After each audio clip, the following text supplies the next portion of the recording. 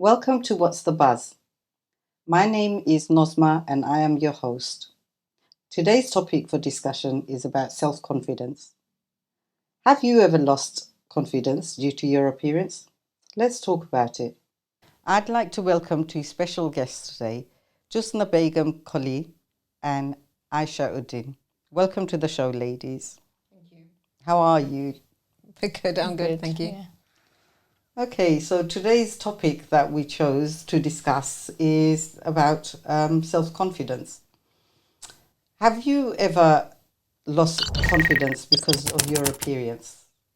I'd like to begin with Aysha. Oh my God. Confidence is like something that it depends on how you feel as well, you know, or where you are, what setting you might be in as well. So some people feel confident with certain people that they know. Others don't feel confident around people they don't know, you know. So that might have an impact on how to be with someone, you know, like or talk to somebody, or even like how to even behave, you know. So confidence is well, there are times when I did feel like less confident, like talking in front of a lot of people. I'm a very quiet person, so I don't like talking much in front of people, so it does take me a little bit of time. So that's where I lack a bit of confidence. But once I'm familiar with someone, or I'm okay and I'm, you know, like comfortable with them, then I would, you know, like start talking, or maybe talk a bit more and feel confident to go on to other topics, or, you know, like introduce myself and stuff. But apart from that, you know, it's just confidence is a person's personality or ability. So Okay. I'd like to ask Collie this question now. Do you think the lack of confidence is something that can be seen in people? For example, when you are out and about, like Aisha mentioned, that when she's comfortable around people, she appears to be more confident. So, would you be able to see when someone is not feeling confident? And what would you do if someone wasn't feeling so confident? I think that varies from people to people. Some people are very good at people who are naturally very confident. You can see that in them. Others who are not confident, yes, you can point out, or you can see that the person probably isn't as confident. Maybe it's not their speciality. Maybe they don't have that talent. They don't have that experience. So it doesn't come out so naturally. So yes, you can see it sometimes, but not necessarily all the time. It varies from people to people, I think. But yes, you can see. I for one, will say, you know, you can see when one person is quite confident. In talking of confidence, when someone's slightly overconfident, you can also notice that as well.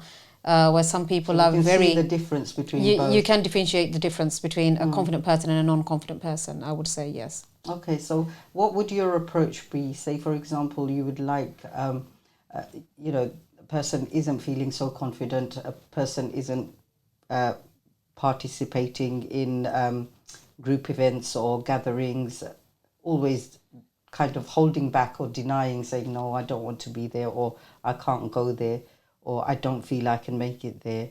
What would your words of confidence be? What Wow. would you say to them? How would you encourage them?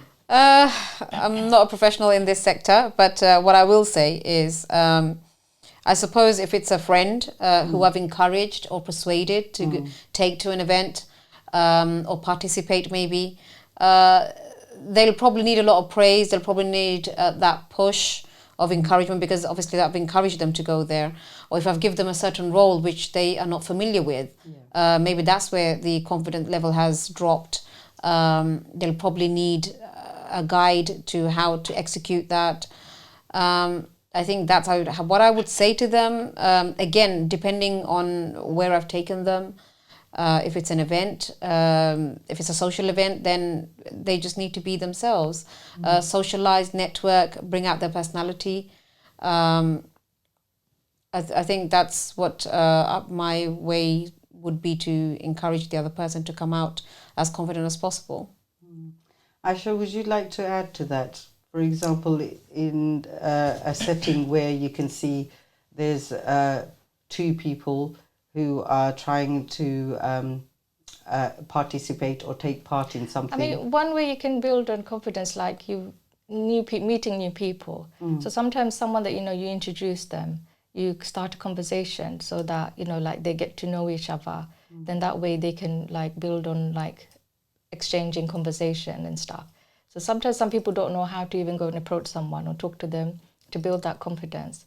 So so like sometimes like when I'm in a wedding, I meet new people. I'm sitting on the same table, but I don't know people. But I just feel like I never used to do this before, but now I do. Like I make conversation. I try to make a conversation to try and talk to them, just make them feel comfortable because they're sitting on a table with unknown people. Even I might be uncomfortable too, but I will try and approach and say, like, give a nod or acknowledge them, or say if they need anything, so passing around the curries or something, so somebody has to start someone, so you have to engage somehow to build that confidence, and then through that people then start chatting, then they will start saying, oh, so where you from, and then what do you do, and that, and then you kind of, like you feel more comfortable, you feel a bit more relaxed. So that's one of the way that you can build confidence where in a different setting where people are not, and sometimes you have to make yourself do that. So you have to encourage your own self, saying, okay, let me go and talk to them, And then one way to build up is like through a smile or eye contact, acknowledging those people around you. Okay. Yeah. That actually takes me to my next point quite nicely. So say you're in an environment where up to now you've been talking about how you meet people and to get to know people. Sometimes you're the one starting off the conversation because you feel that you can see someone's not so confident or someone isn't feeling as approachable as they'd like to be. If you're in an environment where it is, for example, a work setting and you have colleagues and there's colleagues working at various different levels, they've got different responsibilities, everybody works at a different pace. So when you're actually working with someone, do you find that someone is hindering you from progressing? Do you feel that you need to speak to them and say to them, you'd have to, up your skills or speed up a little bit more to help us? Or is there a problem? Do you find yourself doing things to help your colleagues to build up their confidence as well? Because I think a lot of us have experienced this, and we do experience it on a day-to-day, for encouraging each other, telling each other what our positive points are, what the plus points are, where we can improve on, or what would be a good idea. What would you do if you were in a position like that, Koly, for example? In a position like that, that actually does happen, especially I'll give you my experiences, especially in work environment, for example, when you're playing in a team, when you're working in a team, not, as you said, not everybody's working at the same pace. We all have different confidence levels, working pace. We have different targets. And if there's one person in the team who is not in the same speed as you, or maybe pulling you back, reaching the target, then yes, we do tend to, as a team, you tend to pull that person aside or try and support them with the project so that you can execute for example, the project at the right time. Now, if it's to do with their confidence, then that, like I said earlier, that will show. So if I've addressed them once, I will make sure I don't address them the second time, because I don't want to come across as someone who is then dawning upon them. So I'll probably send a different colleague. So a different approach might work from a different person, a different perspectives. A different person's might approach them differently to myself. But end of the day, the target is to execute the work, to execute to meet the deadline or the project or whatever it is. So these things do happen, which is very normal. If, for example, like I said, in work, other than that, in terms of friends, for example, you go out in socializing. Some friends are a lot more timid than the others. Some are more shy, coyish, not as open or as chatty as the others. So that's very normal. But as Aysha said earlier, you try and engage with them. You try and get them involved. try and get their confidence level up and get them to participate in small fractions, break the ice little by little, and try and approach them that way. Okay. Aysha, what kind of are there a lot of programs or support services available for people who want to build up their personal confidence levels? For example, emotional support, any support with personal development and things like that. What are the from my opinion, would be one of the main thing is try and be open about something. Try and build that. I know confidence is low, but maybe advise. Well, my opinion is maybe discuss about where you're lacking, where your confidence is, and there's no shame about that because a lot of people even don't talk about it. So you talk about that I can't do this, or I don't have the confidence in this particular area or in a particular thing. By talking, it does help because then you see that you're not the only one in that same position. Because the person that you're talking to, he might be in a higher position than you or in a higher role than you. Yeah. And they might feel the same way. But by talking, it does help, you do kind of understand so that you feel that you're not the only person. And of course, we can get them the right help as well. Yeah. And then, just like any business. And one other thing is working in a team. So if you don't work in a team or you don't talk and you stay away, then it doesn't help. Yeah. And plus, you need to go out and about as well. You need to encourage yourself, even if it's small step, like one place or one, just encourage yourself to go out somehow, build that confidence. If you don't have that confidence, then say to somebody that I don't have it, but if you come and help me and give me that push, then that might help me, So then, or somebody keep an eye on you or something. It depends. It depends on who, different people's. I agree on that. Yeah, because coming out. What happening is now a lot of people feel that everybody has to be confident. But a lot of people don't realize that not everybody knows the skill of how to be confident. So they need to build that. How do you build that? You have to encourage others around you, not to put them down in whatever small step it is, but you encourage them, so to bring them out. Yeah. Friends, colleagues, or anybody. I think something we haven't mentioned is positive feedback possibly encourages people as well. Yeah. It will allow the person to revisit and think about the things that they can improve on. If someone said something, I'm quite good at this, it might be a point which I can use and elaborate on. To be honest, I'm gonna extend this. You said positive feedback. Yeah. I'm one of those people. I'm happy with negative feedback as well, and I'll tell you why I say this because that also has the withdrawal symptom of later on having the domino effect of making it positive, and I'll explain. For example, you make a job application, or you've gone to an interview and you didn't get a response back, but that feedback may be negative. It may be that you didn't get the post or whatever, but that feedback actually boosts, for me, it definitely boosts my confidence because I know where I've gone wrong. It's almost like a challenge. You like a challenge.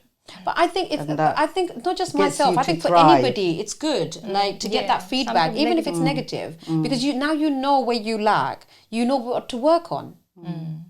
That's a positive, right? Because whatever it is that you didn't go through, maybe this wasn't meant to be, but then now you know what to work on. So you work on that as a positive. You use that negative to a positive. And that's also building towards another level of confidence, another level of skill, or whatever it is that was lacking for that post maybe. But going forward, you know what to work on for next time. It's a way of bettering yourself. Thank you for sharing that, Koly. My Very thought, confident. Anyway. Now, Aysha, I would like to ask you a similar sort of question. If, for example, you were faced with issues where you lost confidence, how did you overcome it? How did you get through it?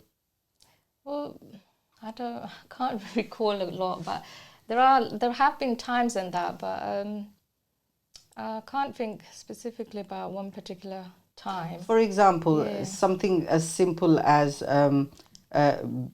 taking on lead role in a group. If you're in the lead role position, has it been a challenge? You have a group of people to work with. everyone's understandings and everyone's abilities are completely different.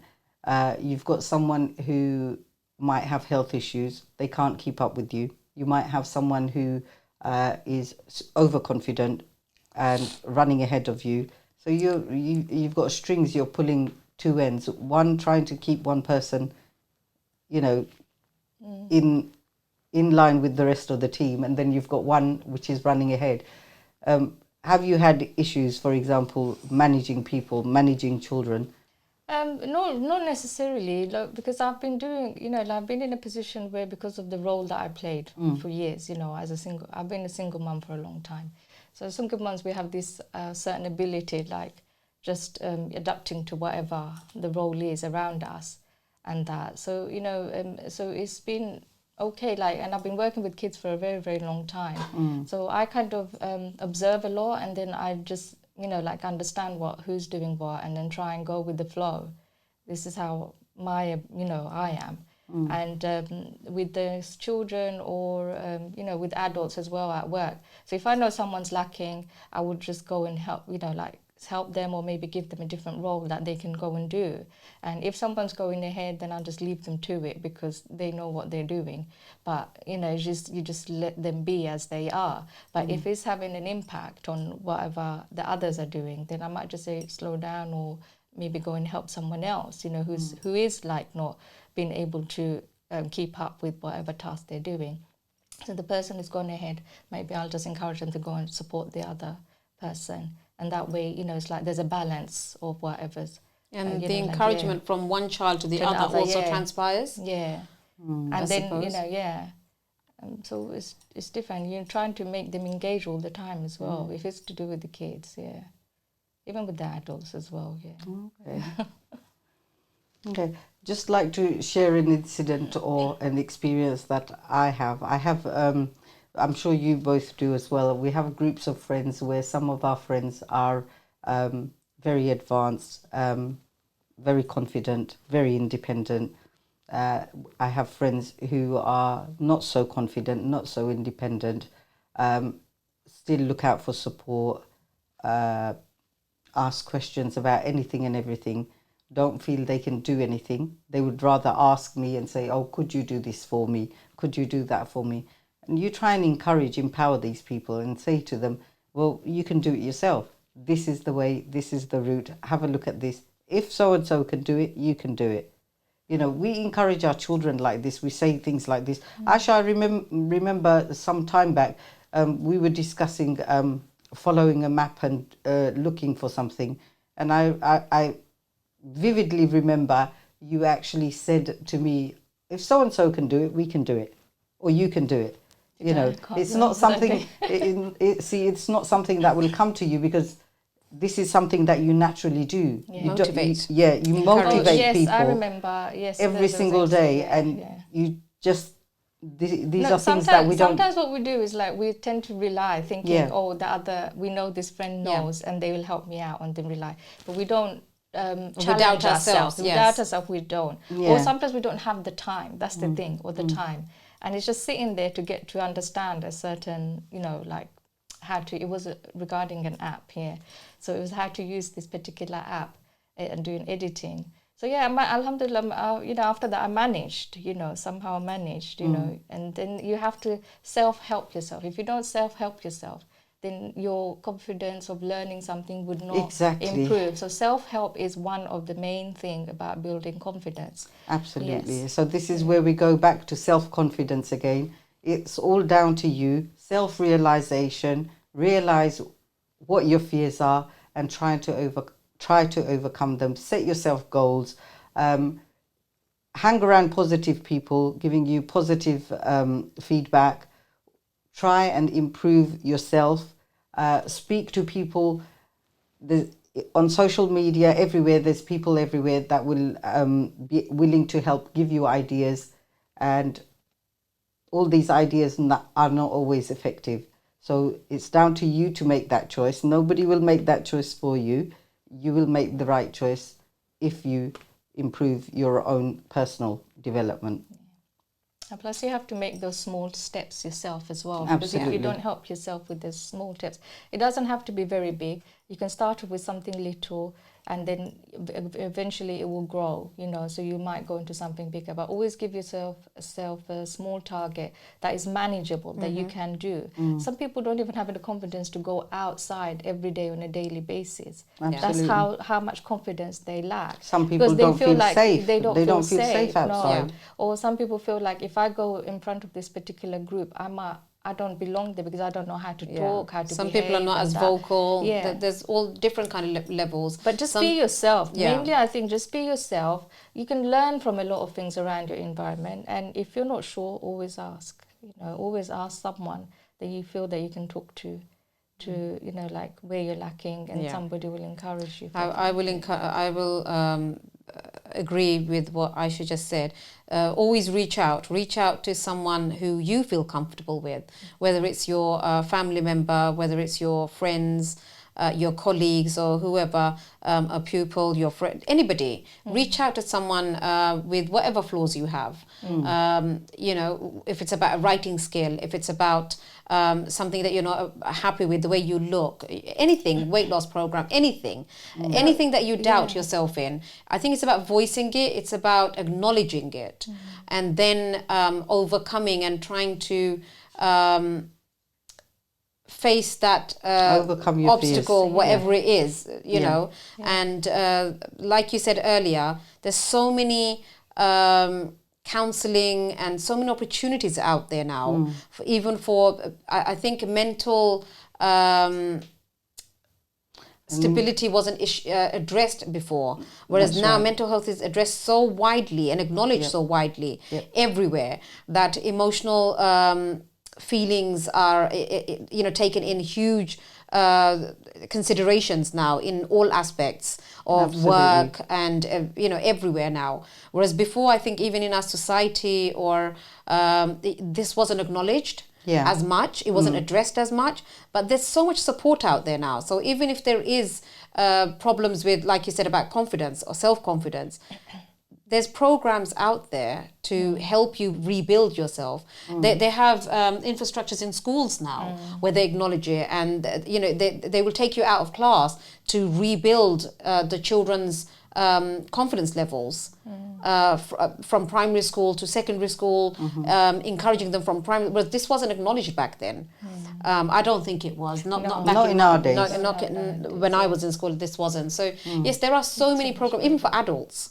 There's so many support out there now. So I think the first thing, as Aysha said earlier, is to voice it, reach out, acknowledge it, and then slowly take those baby steps and do something about it, even if it's something small, and achieve whatever, you know, whatever level it is, whether it's your looks, whether it's your talent, whether it's your skill, whatever the goal may be.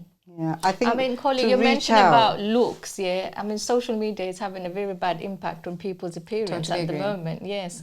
Because it's like people are supposed to have a certain look or certain way of living their lifestyle. But not everybody can live that lifestyle.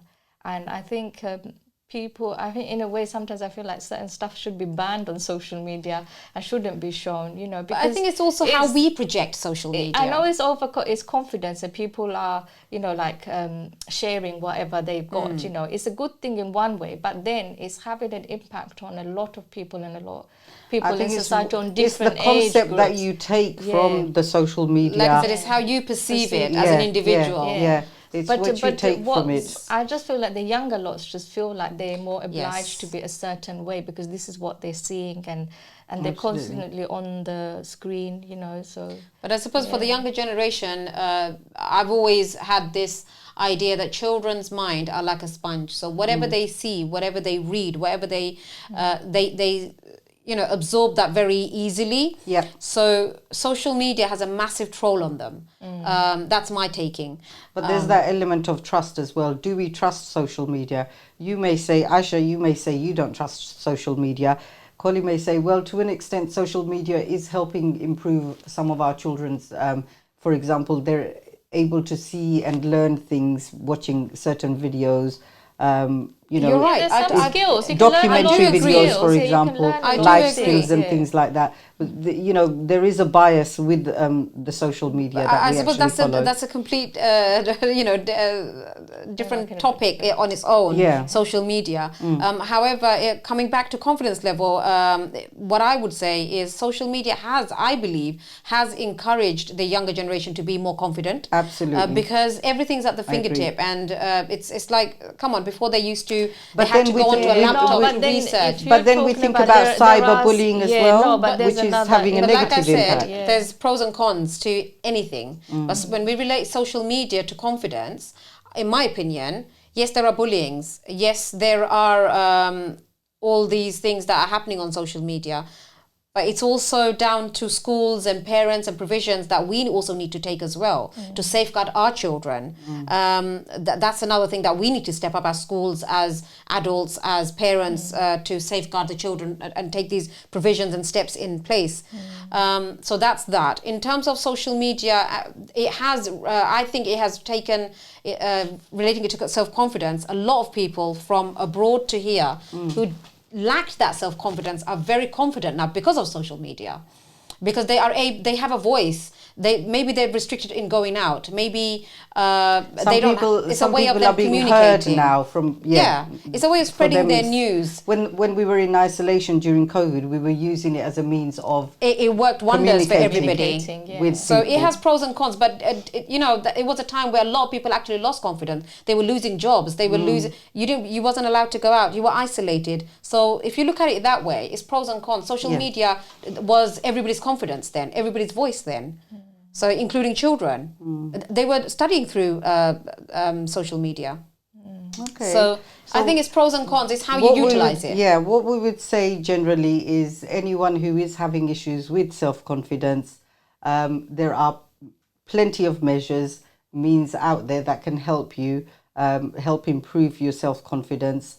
Main element is a trust in yourself, believe in yourself, face your fears. If you can't deal with it yourself, speak to someone you trust, someone who is there to look out for your best interests. Not everyone is. You will get negative comments. You will have friends giving you negative comments. You'll have friends giving you positive comments as well. Find the balance between them. It's down to you to make the right choice. Thank you very much to our guests, Jushna Begum Koly and Aysha Uddin. Thank you. I hope you enjoyed the show. No, we did. Thank you for inviting us. Yeah. Thank you to all the viewers for tuning in today. Until next time, I'll be back with another topic.